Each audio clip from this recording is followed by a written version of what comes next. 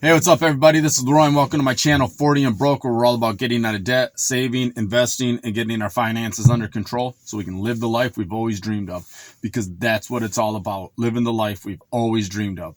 Well, once again, I'm sitting at work, and the topic I wanted to bring up today is I always talk about how I didn't learn about finances in prison.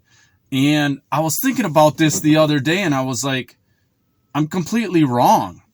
Prison taught me a lot about finances. I just never realized it, or I never realized what it actually taught me and how to put them into all the budgeting stuff. So I wanted to talk about now how prison made me rich. For starters, I can sit there and say, well, prison didn't teach me to budget, but you do have a job in there. You do have to budget your money. So you have what prison terms called state rip. So state rip is when you get paid for the work you do in prison. You have a job classification. You might be a porter, which is basically a janitor. You mop floors, clean up day rooms, bathrooms, whatever. You work in the kitchen. You can work in a factory, which is like, I used to make officers' clothes, the pants for the officers' uniforms. So there's many different jobs that you can have, and you get paid once a month for doing those jobs. So that's called state rip.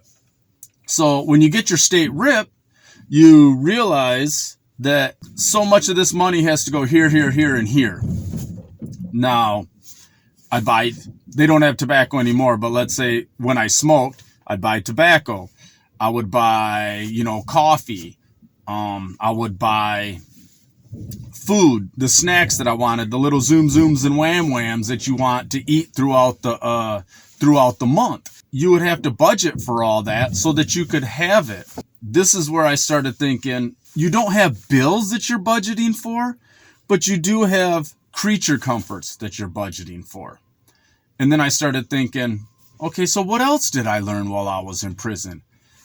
Expense tracking. You've got a guy on the rock. I was just telling my wife about this, and I was explaining to her what a store man was. The store man is an inmate who has extra items in his cell, and he sells them for interest. You only go to the store once a week. Let's say you put in a store list on Sunday. You would get your store bag. They would bring it to you, say Wednesday. Well, let's say you didn't buy some Little Debbie's or something, and you want some Little Debbie's. You can go to the store man down the rock and say, hey, I want a box of Debbie's. So he'd give you a box of Debbie's, and then you would owe him that box of Debbie's plus 50%. So there was usually a 50% charge, and 50% was pretty standard. Most people charge 2 for 1, but I wasn't ever paying 2 for 1. Now, when store come around and you would put your store list in, the store man would come to you and be like, okay, you got X amount from me. Here's what you owe me. You would want to expense track because you didn't want to get that store list from the store man and be like, oh shit, I owe you, $25, but I only have $15 because I didn't pay attention to how much I was just going and getting, which could lead to more interest being charged on what you owe him. If you do it a lot and then you just keep playing him, you could end up getting stabbed, get your ass kicked, whatever. But mostly they just charge you more and more interest, just like a credit card out here. So you'd want to expense track so you didn't overextend yourself with the store man. Another thing was an emergency fund. And I'm like, you never had an emergency fund in there. But then I started thinking, I kind of did. I may not have left money in my account because your money takes a minute to catch up to you. However, what I would do is in my foot locker, we had personal foot lockers that we would put all our possessions in if we rode out. Well, part of my possessions would be cosmetic toiletry items. I'd have extra soap, extra shampoo, extra toothpaste, extra toothbrushes, deodorant, the things that you needed if you went to another facility and you weren't able to get a job detail right off the bat. And then because not only does it take a little bit for you to get your job detail, but then you might be waiting a whole month before you get paid for the work that you did at that job detail. So you needed something to survive on, just like your emergency fund, in case you rode out or until you got paid. So I would always have extra cosmetics, extra toiletries in my Foot Locker that I would use. I would also have extra items that may be unique to that facility that I was at that I could take with me to another facility and I could use it to barter, because some places might have a brand of toothpaste, let's say a Crest brand of toothpaste that's hydrogen peroxide and baking soda in one, and they don't have it at the facility you ride into. Now it's a novelty item. You're actually able to sell it for more. When I rode out from Marquette down to, it would have been Carson City. Carson City did not have plastic knives. When I left Marquette, I took a bunch of plastic knives with me, probably 20 of them. I probably had 20 plastic knives that I brought. Just little plastic knives that you would pay $1 for 50 of them at Walmart. And just a cheap, chintzy plastic knife. Well, like I said, I rode out with like 10 or 20 of them. I got down to Carson City.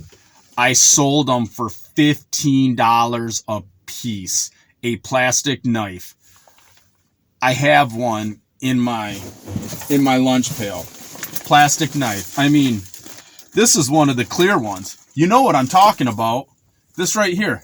Plastic knife. Except imagine one of those chintzy white ones that's not even this thick. $15 a piece. I think I sold them for $15 a piece.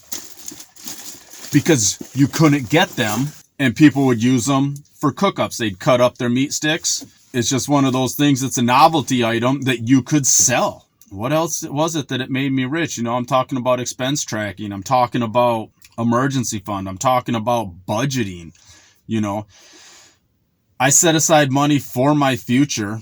I did send money home. Like when I was working at Marquette, I made a lot of money prison wise. I mean, in prison, I was making $300 a month, that is a boatload of money in prison. $300 a month is insane. Seeing as you could only spend $150 in the store, I would buy a lot of books. So I did a lot of learning, self-educating, but I sent a lot of money home because I knew eventually I was getting out of prison and I would need that money built up in order to help me get on my feet. So I was thinking ahead about that.